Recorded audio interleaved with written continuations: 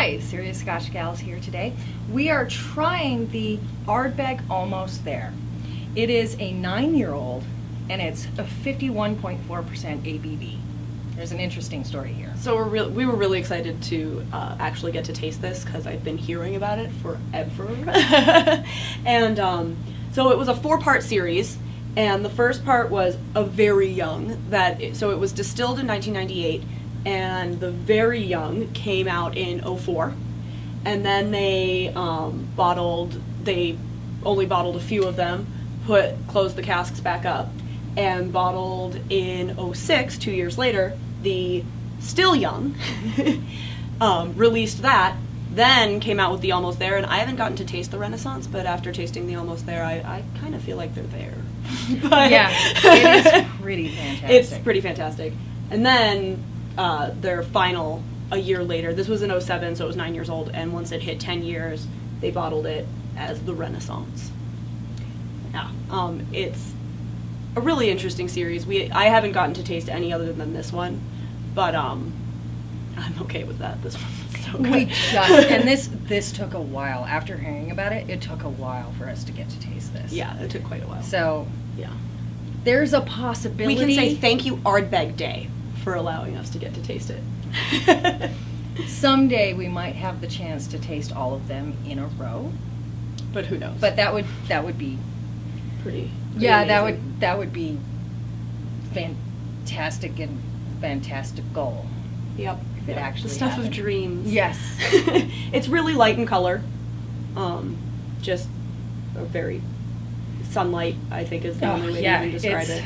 Well, it hasn't been spent much time in wood. No, 9 years, and this is a 9-year-old, and I mean, it's as good as many I've tasted that were much older. So the nose that we got was very vanilla, peat, spring, almost like rose spring water over moss.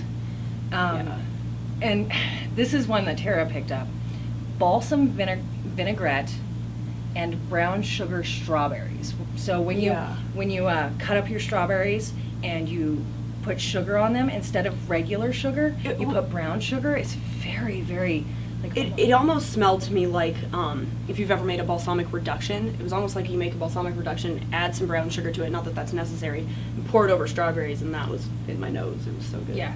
So it's light on the actual vinegar, but still that balsamic smell. Yeah. I'm sorry. And the taste, I mean, so obviously you're going to get peat. It's an Ardbeg. There's peat, there's smoke. But what was shocking to me and amazing and wonderful was it was this insane strawberry that came out with the peat and the smoke. This sweetness, I was expecting the smoke. I was not expecting all that sweet. It was so great. No, so great. The sweetness, like you said, and then I tasted it again, and you were completely right. It is strawberry balsamic. The thing is that with this is that it's still very peaty. It's an Ardbeg. It's peaty, but there's this intricateness that's just going on in here. There's so many things that are, and it's not overpowering. Balanced. It's balanced. It's amazing. Yeah. And even a little bit of smoked paprika.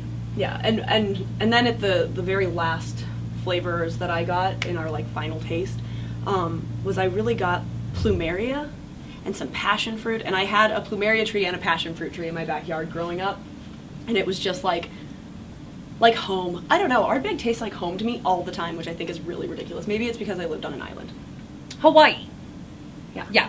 Maybe it's because I lived on an island, and Isla is an island. Here she was talking about this, like, oh, it's like having a campfire in my backyard with the plumeria tree here, and the passion fruit tree here, and the mango tree over here, and I'm like, oh, you bitch. I'll go home someday. I'm insanely jealous. She grew up there, I'm insanely jealous. I grew up here in Montana, it was fantastic, however, her stories of running around and doing stuff. This whiskey, I love this whiskey. I don't care if anyone else does, but everyone does. A fantastic. To whiskey. To whiskey.